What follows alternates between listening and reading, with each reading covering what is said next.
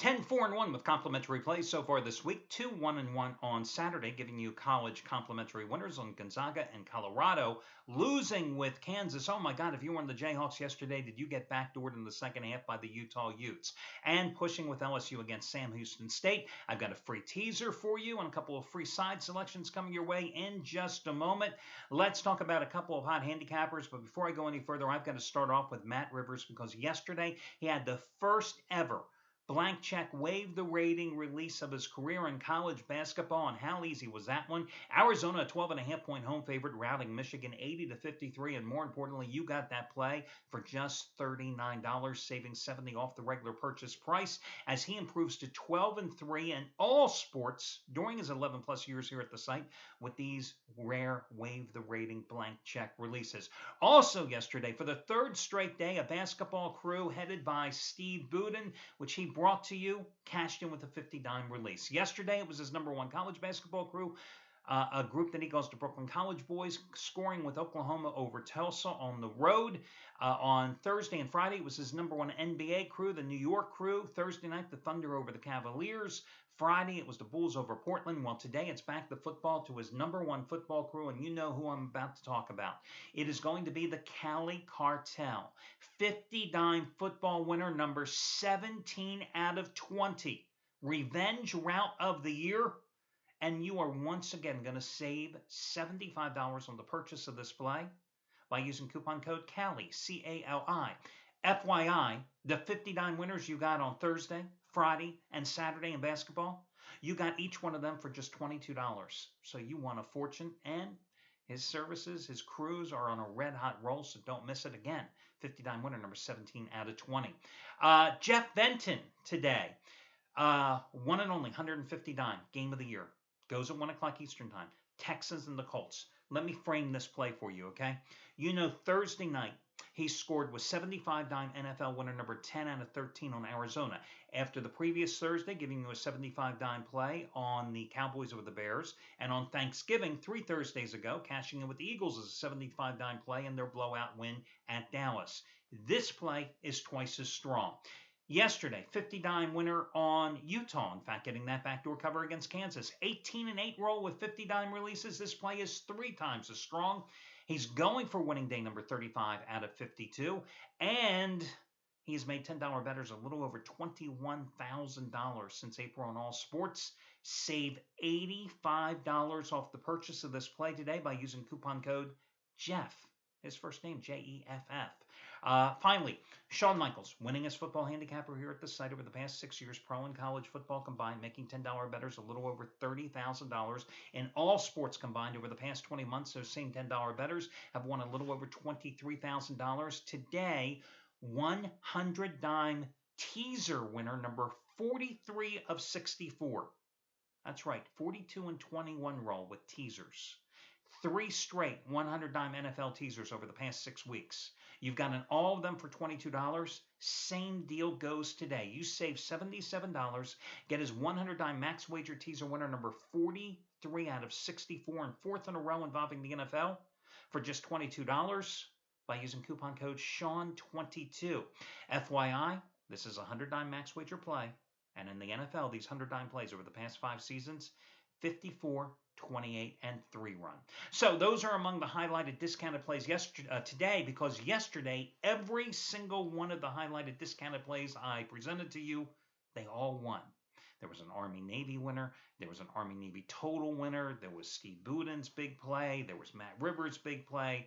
So hopefully you won a fortune and built that bankroll on Saturday in preparation for today. All your other promos over on the home page. Let's get to it here in terms of your complimentary plays. First game I want to talk about is going to be the New England-Miami game. You remember what happened in the season opener probably by now. Patriots go, they jump out to the early 20-some point lead at Miami at halftime, and then the Dolphins score 23 unanswered points in the second half to get the win. Well, the Patriots are playing a little better ball right now, are they not? I was impressed with the way they rallied last week at San Diego. I mean, I figured they were going to be in a letdown after watching their 7-game winning streak come to an end and that loss at Green Bay and the way they lost the game as well. But they fell down 14-3 early, but then they rallied for the 23-14 win, and they really dominated The Chargers, who had been on another little roll offensively, they dominated them defensively, held San Diego to 216 net yards in that contest, so they've won 8 of 9. They're playing at home in revenge. They're only a 7.5-point favorite against a Miami team that is not playing that well right now. Coming off the loss last week, in the season opener, it was a different team. The Dolphins got after Tom Brady in the second half. Brady was really still developing chemistry with his new wide receiver core. He didn't have Gronkowski back. The Dolphins sacked him 4 times, twice 2 fumbles led to touchdowns. Knowshon Moreno, who's now long gone for the season, ran for 134 yards. This is a different team. New England's won 8 out of 9. I think you got to ride the Patriots in revenge. Again, the game's 7.5. In either situation, I'm buying down the half point in this particular spot. The New York Giants snapped a 7-game losing streak at Tennessee last week. But then again, who said Tennessee was any good, right? But the way they won that game impressed me because 8 quarterback sacks in that particular game. Now they're going to go against a Washington offensive line that has allowed 29 sacks the past 5 games. 29 sacks they've allowed in 5 games. First meeting, remember, Giants went down to Washington, kicked the Redskins' ass 45-14, catching 3.5 points. Dominated them 449 yards in total offense, 31 first downs. Redskins probably going with Colt McCoy. Doesn't matter. Colt McCoy, Kirk Cousins, RG3, doesn't really matter. 3rd road game in 4 weeks for the Skins. This is a game between 2 teams that have struggled all season long, 2 sub-500 teams. But the difference is the Redskins are so dysfunctional. You read all the stories, whether it's on TMZ or in regular mainstream media outlets, about the backbiting and the sniping among the players. You read whether or not Jay Gruden's going to be a one-and-done coach in Washington. The difference is the Giants are struggling, but at least they have leadership. They have a 2-time Super Bowl champion coach in Tom Coughlin. So I think you got to go with the Giants here. Again, minus 7 points. I'm buying down the half point in this particular spot involving the Giants. Your other complimentary play, guys, I was looking for a teaser today. And I looked at the Indianapolis Colts game. And I'll tell you what, on paper, you look at Indianapolis minus 7 at home against Houston, a team that they jumped out to the big lead in Houston in the first game and then had to hold on for the cover. An Indianapolis team that has covered 5 out of 6 at home. You look at it in first glance and you go, oh my God, 7 points. How cheap is that? Problem is, I look at that Indianapolis defense and they can't stop anybody of late. And then I look at the offense that is not nearly as crisp of late since Ahmad Bradshaw went out, because when the Colts were humming early in the season, they had a real running game. Trent Richardson and Ahmad Bradshaw. And to be honest with you, Bradshaw was the better of the 2 backs, okay? Now, Luck had 363 yards passing in the first meeting. And this is an Indianapolis team that against division rivals at home has won 11 consecutive games. So that's impressive. But I'm looking at this number, and I'm looking at the way the Texans are going to run the ball here today with Arian Foster, and I'm just wondering if this is not a 3 or 4 point game, especially after the way the Colts nearly blew that game at Cleveland last week as they gave up 2 scores to the Cleveland defense thanks to Luck's miscues. So in this particular contest, I'm thinking the way to play it instead is to take Indianapolis down from 7 down to 1 in this particular game. And then I was looking at who would I team Indianapolis with. And I think there's a lot of choices here on the card, but the game that I came up with, I'm looking at Detroit.